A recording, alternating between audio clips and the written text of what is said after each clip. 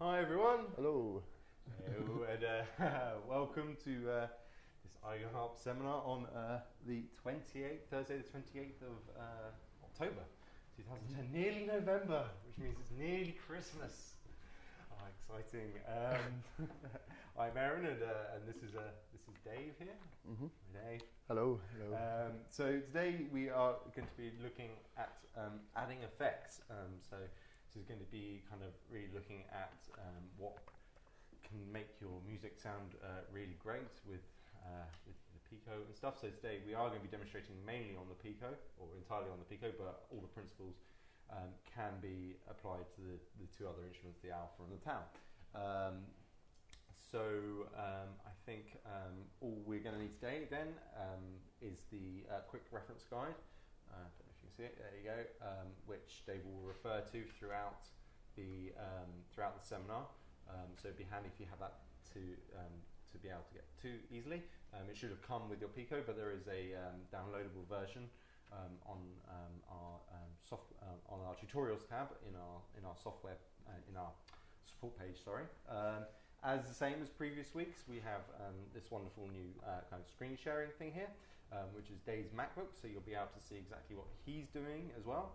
So anything he does, you'll be able to see it. I will make it bigger, so you'll be able to see it up close if he comes to do stuff. So as per usual, if we are going too fast or you want something a little bit reiterated, do let us know over the Justin TV chat, and I'll let Dave know. There is a bit of a delay, as always, about 6 to 10 seconds, depending where you are. So don't worry if you think we're in the wrong room. You've probably just seen it, and we'll let Dave know. We will be having a Q&A session towards the end, so you'll be able to ask Dave pretty much anything you want. But try and save the questions that you do have, if they're slightly off topic, to the end. But if you have anything on topic, do feel free to post into the chat room. Cool. So I think that's about it. The actual seminar will last about 20 minutes as usual, and then we'll do the Q&As afterwards. So I think that's all ready. So if everyone's got their Picos and their IGD running, I think we can get going. All right. Off we go, Dave. Okay. Hello. So today I'd like to talk about adding effects to the different sounds inside Eigend. I'm going to be doing it on the Pico today, but it's pretty much exactly the same on the alpha and tau. It's just the controls for bringing up effects will be slightly different, but the same principles apply. First of all, there's two types of effects that we can use. By effect, I mean something like a distortion or a reverb or a delay or a filter or anything that takes a sound in the input and distorts the sound somehow, changes the sound and then spits it out the other side. So an effect could be loads of things. We have two different kinds of effects that we use inside Eigend. I mean, they're really the same thing, but it's different ways of using them. So we have inline effects and send effects. So an inline effect, every single instrument has an inline effect of its own. By instrument, I mean the sound font players or the audio units or the clarinet or cello. Each one of them has a slot in it for an inline effect. And how an inline effect works is you have the sound source, which might, let's take the cello for example. So you have the cello, which you can access by holding the mode key, and it's 2, 3, 4. It's the sixth key down, and then we can play the cello.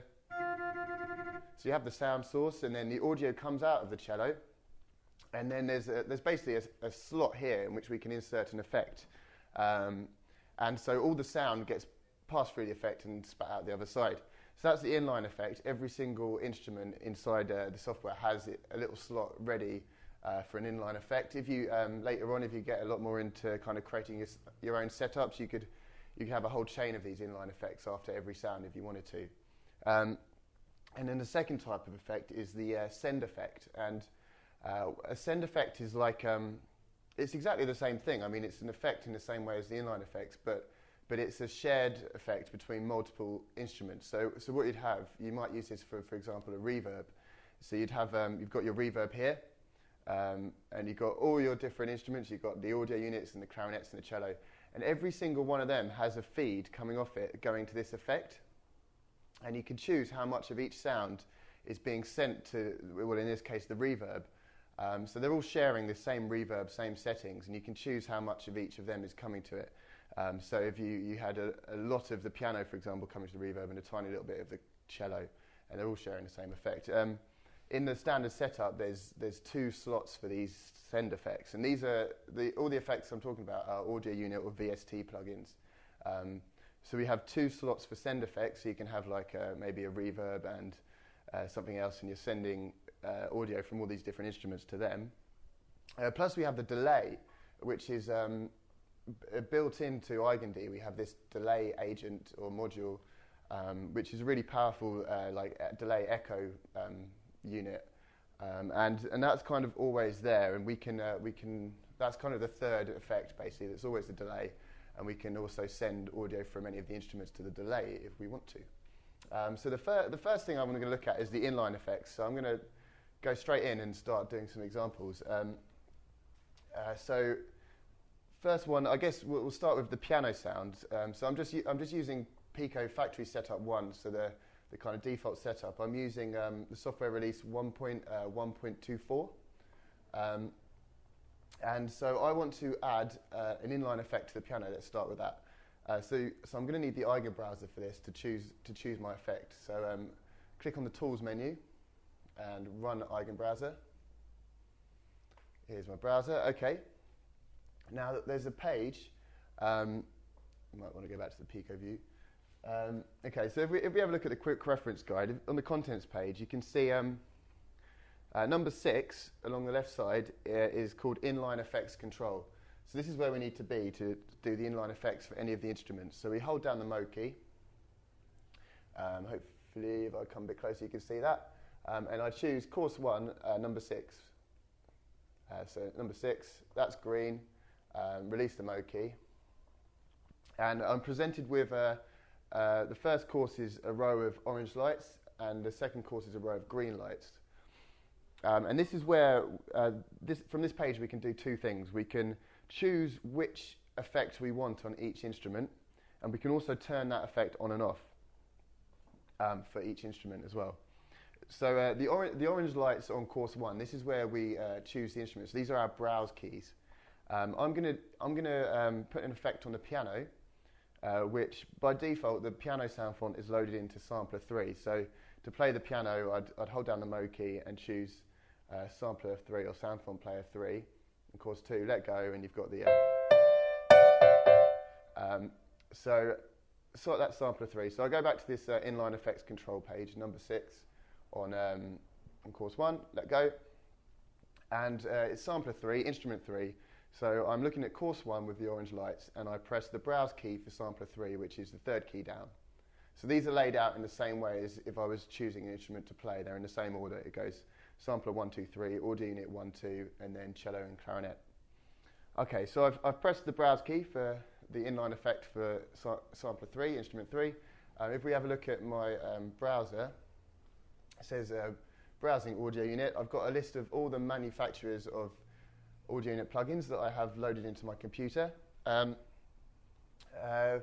If you're using an Apple computer, this comes with a bunch of audio unit effects for free built in. So I'll use them because most of us will have them. So I click on Apple at the top, and I go into a subcategory, which is a list of all the audio unit plugins that Apple ship with OS X. I'll choose something that will be quite obvious, maybe. Oh, there's a pitch shifter here. So number 19 in the list, I've got AU pitch. So I choose that, and up pops this little plugin, AU pitch.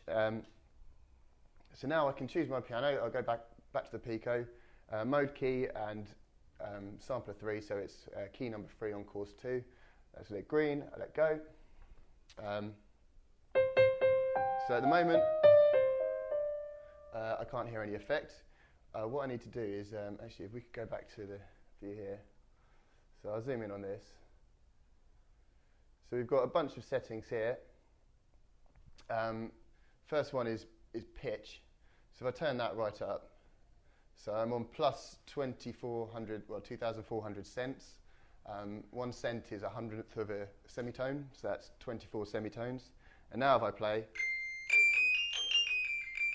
you can hear that I've got a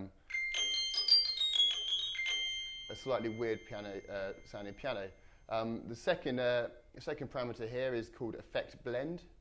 So I'm guessing if I turn that down, I get a blend of the kind of dry piano and the pitch shifted piano.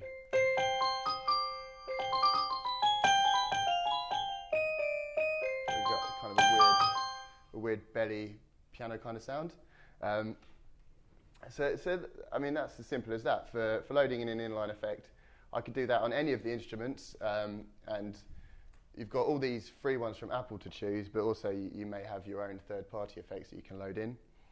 Just quickly, if I go back to the, so I'm holding the Mokin, I'm going back to the Inline FX control page, which is, again, number 6 on course 1. I let go.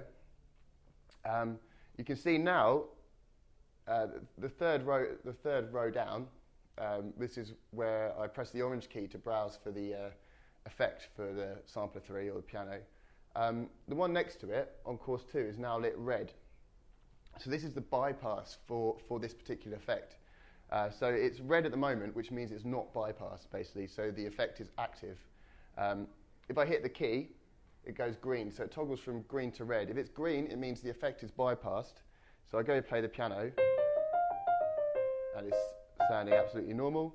Go back to the inline effect control page. Press the bypass key again. So now it's red, which means it's not bypassed, and so it's active. Okay, so that is the piano. I'm going to do. I'll do another one. Next one, I was thinking I'd do something on the cello.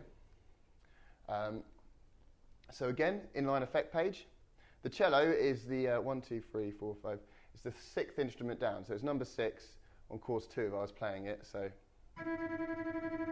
I'm going to go back to my inline effects page, again number 6 on course 1, it's lit green, I let go, and it's in the same order, so I need to press the orange key relating to the cello, which is the 6th key down. It's my browse key. If we have a look at my browser now, it says again browsing audio unit. So now I'm choosing an inline effect for the cello, and this will be a different effect from the one I just put on the piano. I'm going to use, there's one called Fromage from Ohmforce. Don't know if any of you have come across it, but it's actually a free plugin, which is it's just like a low-pass filter, but it's quite nice and it's free. You get it from their website. They're called Ohmforce. So I click on Fromage. Let me just. So here it is. It looks like this. It's just a big filter. I've got the cutter frequency here in the middle that I can turn up and down. So I go and play my cello, which is that one, and you can see it's some of the high frequencies have been cut out now because it's filtered.